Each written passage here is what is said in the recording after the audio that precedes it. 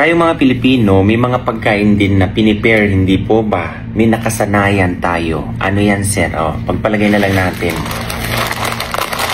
Pag nagluto ka ng pansit, luto ka ng spaghetti. Diba? Kabs, sa totoo lang. Okay, hindi ko naman nilalahat po ha. Pero marami kasi dito, inuulam ang pansit. Inuulam ang yung mga noodles, mga ganyan, pansit canton, mga ganyan. Diba? O, meron din.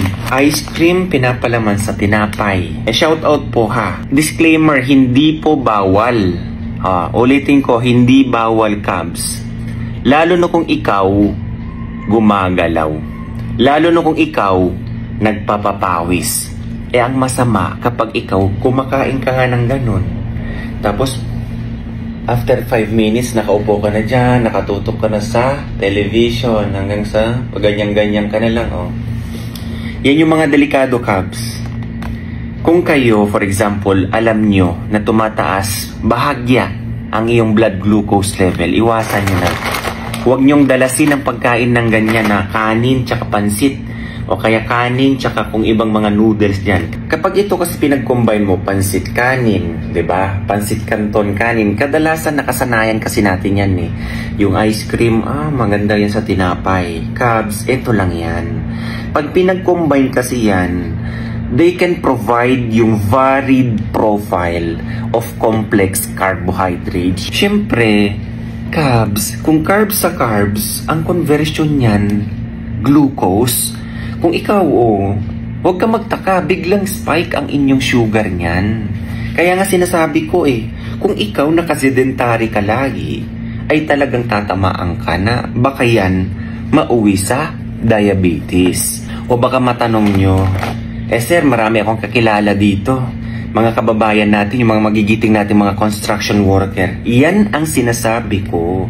Kapag kayo, for example, si Manong construction worker, kumain siya ng kanin at pansit, kadalasan, for example, in 1 week, 3 beses, Kabs, wala namang problema, hindi bawal. Bagkos, kung ikaw hindi nga gumagalaw, construction worker, sige nga, ang binubuhat niyan, kala mo, mas mabibigat ang binubuhat ng mga construction worker kaysa sa mga nagji-gym. Totoo yan. Ang nagji-gym, stagnant lang yan buhat. Sa kanila, buhat, lakad, akyat, baba, ganun. Kaya yung energy na nakukuha nila dito, kahit sabihin mo na carbs to carbs, nagiging glucose, nagagamit nila yan. Ikumpara mo sa tao na nakasedentary.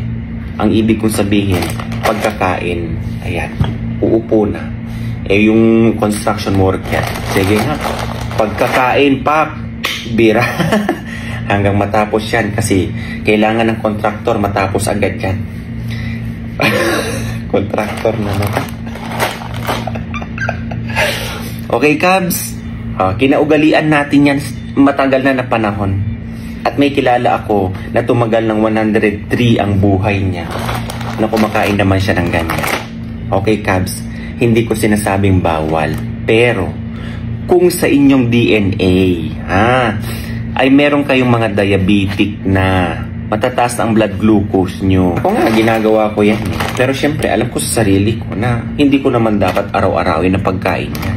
Syempre, pag nagluto ko ng pansit, wala namang ibang masarap na ginagawa kong ulam talaga yan. At syempre, yung pansit na niluluto, may mga kasamang maraming gulay yan, Kabs. Okay? So kung kayo, diabetic, sir, baka naman pinagbabawalan mo kami kumain dahil diabetic kami. Kabs, pwede. Basta ang gagawin nyo lang, may pansit, may kanin.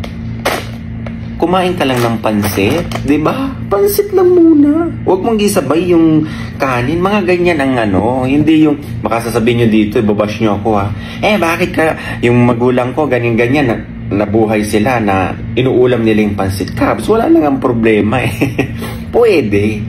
Paano kung ikaw diabetic ka nga ngayon?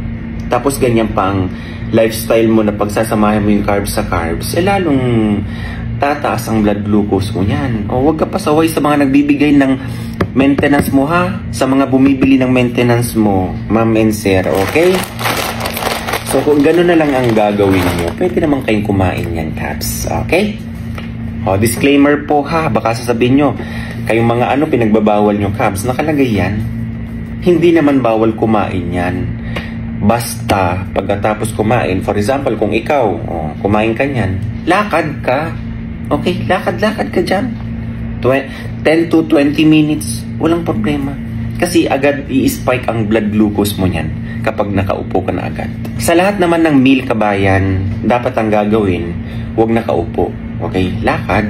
Yan na yung time na kayo nag-asikaso sa paghuhugas ng pinggan, paglilinis ng mga hapagkainan, mga ganyan. Gumalaw kayo. Okay, para magamit nyo yung naka-store na energy, na glucose dyan sa katawan nyo at mapalitan ng panibago. Hindi mo na nga nagamit yung naka-stored na glucose dyan, dadagdagan mo pa, mas lalong, di ba, store ka ng store, hindi mo nagagamit. Okay? God bless everyone. Bye-bye.